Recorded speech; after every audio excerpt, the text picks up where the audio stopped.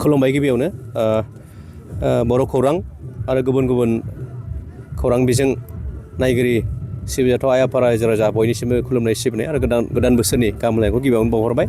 नोंगौ चिरां जिल्लानि सिङाव थानाय बिजनि बरलावगाव थेंफाख्रि फोथाराव फैगौ 9, 10 आरो 11 जानुवारि 2026 थामहिनबा गाबोन सानसेनि उननिफ्राय बर' थुनलाइ आफादनि 65थि बोसोरसालिया जथुम्मा खुंफुंजानो थांगासिनो दं। दा बेवहाय भलुन्टियार साब कमिटि हिसाबै जोङो मोननै बाहागो थायो भलुन्टियार साब कमिटिनि सिङाव हाबाफारि हिसाबै। दा बेवहाय जोंहा स्पेसियेल भलुन्टियार थामहिनबा पेरेड गेलेनाय आरो गुबुन मोनसे जेनेरेल भलुन्टियार। दा बेवहाय भलुन्टियार साब कमिटि हिसाबै जोङो गासै 180 हौवासा हिन्जावसा जयै पेरेड जे प्रिपारेसन बा साखाफारा बियो दिनै 99 जौखोन्दो महर मोनफैबाय दिन्थिनो हानाय मोनसे अबस्थायाव दिनै जोङो दङ। बेनि अनगायैबो जोंहा बिजनिनि सिङाव थानाय गासै 14 दालाइ एबसु दं जोंहा। बे दालाइ एबसुनि सिंनिफ्राय गासै माखासे high school higher secondary college बेवहाय जोङो जेनेरेल भलुन्टियारनि थाखाय गासै 300 थागथियारि खालामनाय जादों। दा बिथांमोनाबो बाहागो लाफैगोन। दा दिनैनिफ्राय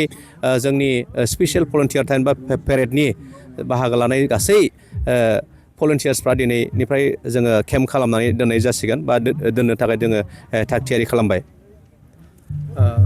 जिहेतु रायजो राजाफ्रा हाबाफारियाव बाहागो लाफैगोन पार्किं गारि दोननायफोरनि थाखाय माबायदि सुबिदा? बेवहाय 65थि बोसोरसालिया जथुम्मानि जे पार्किं बेवहाय जोङो जिहेतु आसामनि गुबुन गुबुन जायगानिफ्राय बेयाव बाहागो लाफैगोन गोबां बाहागो लाफैगोन।